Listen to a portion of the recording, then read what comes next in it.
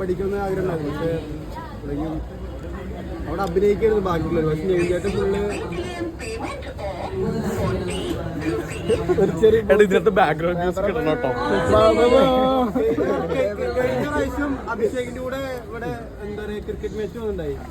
അപ്പൊ ആരും ഇതേപോലെ ആർക്കും അറിയില്ലായിരുന്നു. ഒരു പട്ടിക്കുഞ്ഞ് എന്നെ നോക്കിയിട്ടില്ല. ഞാൻ അഭിഷേകിന്റെ ബാക്കിലായിരുന്നു. ആ വീഡിയോ നിങ്ങൾ എടുത്ത് കാണണം. എന്നിട്ട് മറ്റേ സാധനമില്ല, എന്തുവാ ഈ പടയപ്പ സാധനം, ഞാൻ അഭിഷേകിന്റെ ബാക്കിലായിരുന്നു. അല്ലേ?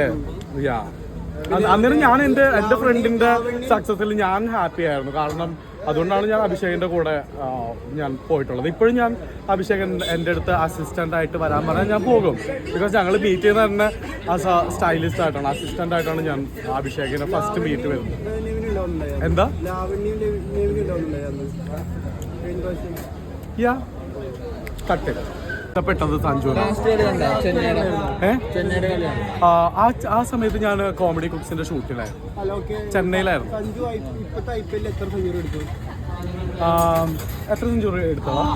അല്ല നീ പറ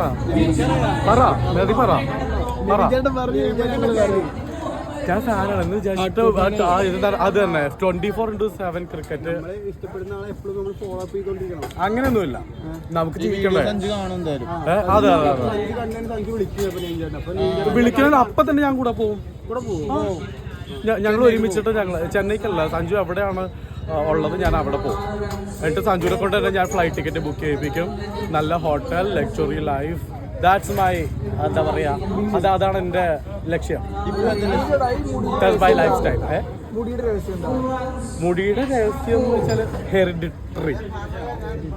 ഈ എന്താ എയർപോർട്ടിൽ ഭാവനെ കണ്ടപ്പോൾ ഭാവനെ ബാഗ് എടുക്കാനോ എന്തോ ശ്രമിച്ചു. അപ്പോൾ ഒരു ട്രോളായിട്ട് മാറിയാണ് കണ്ടില്ല.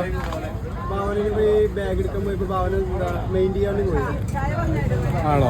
എനിക്ക് അങ്ങനെ തോന്നിയിട്ടില്ല. എന്ത് തോന്നിയപ്പോൾ ഭാവന കണ്ടപ്പോൾ? അതെന്താണെന്നറിയാവോ, എനിക്കിഷ്ടം സഞ്ജുവിനെയാണ്. വിരാട് കോഹ്ലിനെ എനിക്ക് താല്പര്യമില്ല. ബിക്കോസ് താല്പര്യമില്ലാത്ത എനിക്ക് ഇഷ്ടമില്ലാത്തതുകൊണ്ട്. അപ്പം സഞ്ജു വരുന്നതിന് മുമ്പ് ആരായിരുന്നു?